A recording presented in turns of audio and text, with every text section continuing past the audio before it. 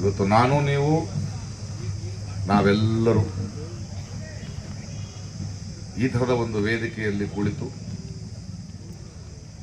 ಮಾತನಾಡುವ ಹಕ್ಕು ಸ್ವಾತಂತ್ರ್ಯಕ್ಕೆ ಕಾರಣ ಅಂಬೇಡ್ಕರ್.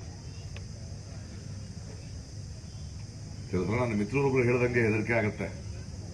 ಈ ಸಂವಿಧಾನವನ್ನ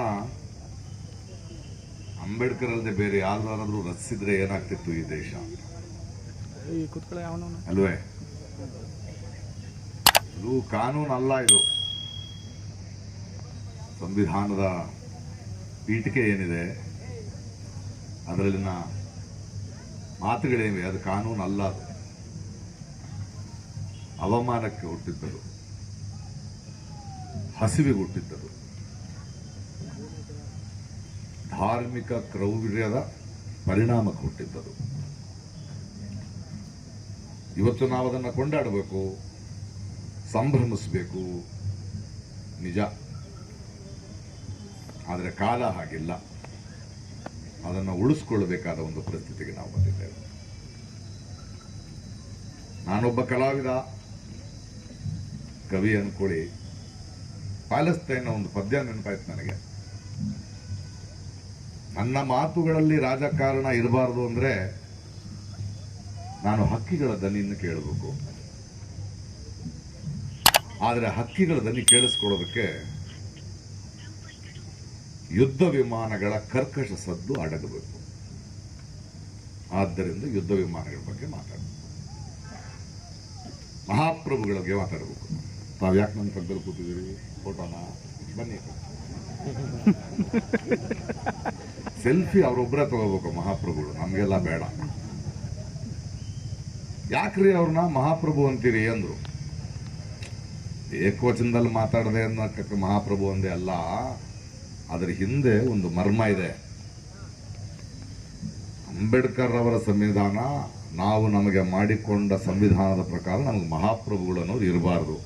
ಆದ್ರೆ ಒಬ್ರು ಮಹಾಪ್ರಭು ತರ ಓಡಾಡ್ತಾ ಇದ್ದಾರೆ. ಇವತ್ತು ನೋಡಿ, ಮೈಸೂರಿನ ಮಹಾರಾಜರನ್ನು ನೋಡಕ್ಕೆ ದಿಲ್ಲಿಯ ಮಹಾಪ್ರಭುಗಳು ಬರ್ತಾ ಇದ್ದಾರೆ. ಬರ್ತಾ ಇದ್ದೆ, ರಸ್ತೆಗಳಲ್ಲಿ ಕೇಳಿದೆ, ಏನು ಬಸ್ಸುಗಳು ಓಡಾಡ್ತಾ ಇವೆ ಜನರನ್ನು ಕರ್ಕೊಂಡ್ಬರಕ್ಕೆ, ಈ ಪ್ರಸಂಗವನ್ನು ನೋಡೋದಕ್ಕೆ, ಈ ವಿನೋದವನ್ನು ನೋಡೋಕೆ. ಆದ್ರೆ ಆ ಮಹಾಪ್ರಭುಗಳು ನಾವೊಂದು ಪ್ರಶ್ನೆ ಕೇಳ್ಬೇಕಪ್ಪ. ನೀವು ಮಾಡೋ ಪ್ರಸಂಗಕ್ಕೆ ಬಸ್ಗಳಿಗೆ ಜನರನ್ನು ಕಳಿಸ್ತಿದ್ದೀರಲ್ಲ, ಕೋವಿಡ್ ಸಂಕಷ್ಟ ಕಾಲದಲ್ಲಿ ನಡೀತಿರೋ ಜನರಿಗೆ ಯಾಕೆ ಒಂದು ಬಸ್ ಹೊರಡಲಿಲ್ಲ? ಹೋದ ಚುನಾವಣೆಯಲ್ಲಿ ಇಲ್ಲಿ 27 ಪ್ರತಿನಿಧಿಗಳಲ್ಲ, ಅವರು ವಿದೂಷಕರು. ಮಹಾಪ್ರಭುವಿನ ದಿಲ್ಲಿ ಆಸ್ಥಾನಕ್ಕೆ ಅವರಿಗೆ ಬೇಕಾಗಿರೋದು ವಿದೂಷಕರುಗಳೇ. ಈಗಲೂ ಅದಕ್ಕೆ ಅವರು ಮಹಾಪ್ರಭು. ಅವರಿಗೆ ಒಂದು ಆಳ್ವಿಕೆ ನಡೆಸಬೇಕು. ಮಹಾರಾಜರವರು ಅರೆ ನಿರ್ವಾಣದ ಗಾಂಧಿ ಸಂತ, ಇವರು ಫುಲ್ ಕಾಸ್ಟ್ಯೂಮ್. ಇವರು ಅವರಿಗೆ ಭಾರತದ ಮೊದಲ ಪ್ರಧಾನಿ ಸುಭಾಷ್ ಚಂದ್ರ ಬೋಸ್ ಅನ್ನೋ ಒಬ್ಬ ತಾರಾಮಣಿ ಬೇಕು. ಅಂತಹ ಪ್ರತಿನಿಧಿಗಳು ಬೇಕು ಅವರಿಗೆ. ಇನ್ನೊಬ್ಬ ಮಹಾತಾ ಇದ್ದಾರೆ, ಇನ್ನೊಬ್ಬ ನಟಿಮಣಿ, ರೈತರ ತರ ಇವತ್ತೊಂದು ಪೋಸ್ ಕೊಟ್ಟಿದ್ದಾರೆ. ಅವ್ರನ್ನ ಕೇಳಿದ್ರಂತೆ, ನಿಮ್ಮ ಕ್ಷೇತ್ರದಲ್ಲಿ ಕೋತಿಗಳ ಕಾಟ ಜಾಸ್ತಿ ಆಗಿದೆ ಅಂದ್ರೆ ಹಂಗಾರೆ ಒಂದು ಕೆಲಸ ಮಾಡಬೇಕು, ಕಾಡುಗಳಲ್ಲಿ ಹಣ್ಣಿನ ಮರಗಳನ್ನು ಬೆಳೆಸೋಣ ಅಂತ. ಈ ಥರದ ಯೋಚನೆ ಇರೋರು ಬೇಕು.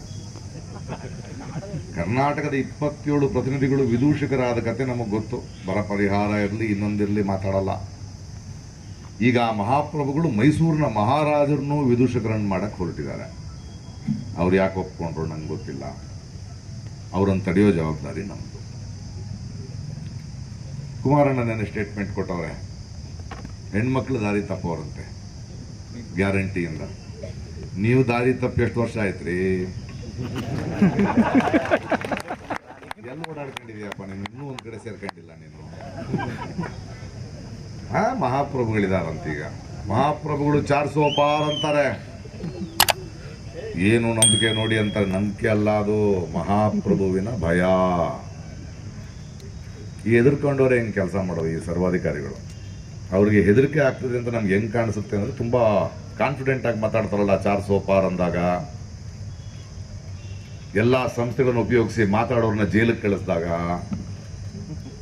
ಇಡಿ ರೇಡ್ಗಳು ಮಾಡಿ ದುಡ್ಡು ಜಾಸ್ತಿ ಸಂಪಾದನೆ ಮಾಡಕ್ಕೆ ಶುರು ಮಾಡ್ತಾರಲ್ಲ, ಅಂದರೆ ಅರ್ಥ ಅವನು ಬಲಶಾಲಿ ಅಲ್ಲ, ತುಂಬ ಬಲಹೀನ ಆಗ್ತಾ ಇದ್ದಾನೆ ಅಂತ ಅವನಿಗೆ ಗೊತ್ತು. ಅವನ ಮುಖದಲ್ಲಿ ಆತಂಕ ಕಾಣಿಸ್ತಾ ಇದೆ. ಅಲ್ಲ ನೋಡಿ, ನಿನ್ನೆ ಮೊನ್ನೆವರೆಗೂ ಎಲೆಕ್ಷನ್ಗೆ ಮುಂಚೆ ಆ ಮಹಾರಾಷ್ಟ್ರದ ಅಜಿತ್ ಪವಾರ್ ನಮ್ಮ ಈ ಕುಮಾರಣ್ಣ ಬಾಯಿಗೆ ಬಂದಂಗೆ ಕ್ಯಾಕರ್ಸ್ ಉಗಿದ್ರೇನಪ್ಪ, ಅಪ್ಪ ಮಗ ಕುಟುಂಬ ಪರಿವಾರ ಅಂತ ಉಗಿದ್ರೋ ಇಲ್ವೋ? ಎಲೆಕ್ಷನ್ ಟೈಮ್ನಲ್ಲಿ ತಪ್ಪು ಅದನ್ನೇ ನೆಕ್ಕೊಂಡು ಕುಂತಿದ್ದೀರಿ. ನಾಚಿಕೆ ಆಗಲ್ಲ?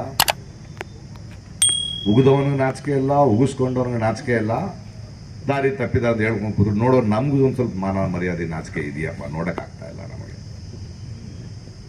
ಈ ಮಹಾಪ್ರಭುಗಳ ಆಳ್ವಿಕೆ ಪ್ರಾಕೃತಿಕ ನ್ಯಾಯ ಅಲ್ಲ, ಇದು ಅಮಾನವೀಯ. ಇದಕ್ಕೆ ನಾವು ಮೋಸ ಹೋಗಬಾರ್ದು. ಈ ದೇಶದಲ್ಲಿ ಬದಲಾವಣೆ ವಿರೋಧ ಪಕ್ಷದಿಂದ ಸಾಧ್ಯ ಅಲ್ಲ, ಆಳೋ ಪಕ್ಷದಿಂದಂತೂ ಆಗ್ತಾ ಇಲ್ಲ, ನಮ್ಮಿಂದ ಮಾತ್ರ ಸಾಧ್ಯ. ಯಾಕಂದ್ರೆ ಈ ರಾಜಕೀಯ ಪಕ್ಷಗಳೇನಿವೆ, ಎಲ್ಲೂ ಒಂದು 10 ಪಕ್ಷಗಳಿರುತ್ತವೆ, ಅದಕ್ಕೆ ಒಂದಷ್ಟು ಕಾರ್ಯಕರ್ತರು ಇರ್ತಾರೆ. 5 ವರ್ಷಕ್ಕೆ ಒಂದ್ಸಲ ಬಂದು ಹೋಗೋರು, ಯಾರು ಉಗಿಸ್ಕೊಳ್ತಾರೆ, ಯಾರು ನೆಟ್ಕೊಳ್ತಾರೆ, ಎಲ್ಲಿ ಹೋಯ್ತಾರೆ, ಎಲ್ಲಿ ಜಂಪ್ ಮಾಡ್ತಾರೆ, ದೊಂಬರಾಟ ಆಡ್ತಾ ಇರ್ತಾರೆ. ನಾವು ಪರ್ಮನೆಂಟು ಅಲ್ವೇ? ನಾವು ಪರ್ಮನೆಂಟು. ಒಂದು ದೇಶದಲ್ಲಿ ಒಂದು ರಾಜಕೀಯ ಪಕ್ಷ ಗೆದ್ದ ತಕ್ಷಣ ಜನರೆಲ್ಲ ಆ ಪಕ್ಷದವರಲ್ಲ, ನಮ್ಮ ಪರಿವಾರ ಬೇರೆ. ನಾವು ಈ ಸಲದ ಈ ಚುನಾವಣೆಯಲ್ಲಿ ಹಾಗೂ ಈಗ ಕರ್ನಾಟಕದಲ್ಲಿ ಆಳ್ತಿರೋ ಕಾಂಗ್ರೆಸ್ ಇರ್ಬೋದು, ಅಲ್ಲಾಳ್ತಿರೋ BJP ನಂಬ್ಕೋಬಾರ್ದು. ಬದಲಾವಣೆ ನಾವು ತರಬೇಕು. ಮೊದಲು ಈ ಕೊರೋನಾ ಅಂತ ವೈರಸ್ಸನ್ನು ಇಳಿಸೋಣ. ಮಹಾಪ್ರಭುಗಳಿಗೆ ಅವ್ರ ಕೆಲಸ ಏನದು, ಅವರು ಸ್ಥಿರವಾಗಿ ನಿಲ್ಲಬೇಕು ಅಂದ್ಕೊಂಡಿದ್ದಾರೆ. ನಾನು ಫಕೀರ್ ಅಂತಿರ್ತಾರೆ, ಅವರು ಸ್ಥಾವರ, ನಾವೆಲ್ಲರೂ ಜಂಗಮರಾಗಬೇಕು. ಸ್ಥಾವರ ಕಳಿವುಂಟು, ಜಂಗಮ ಕಳಿವಿಲ್ಲ. ಅಂಬೇಡ್ಕರ್ನ ಉಳಿಸ್ಕೊಂಡ್ರೆ ಮಾತ್ರ ನಾವು ಉಸಿರಾಡೋಕ್ಕೆ ಸಾಧ್ಯ.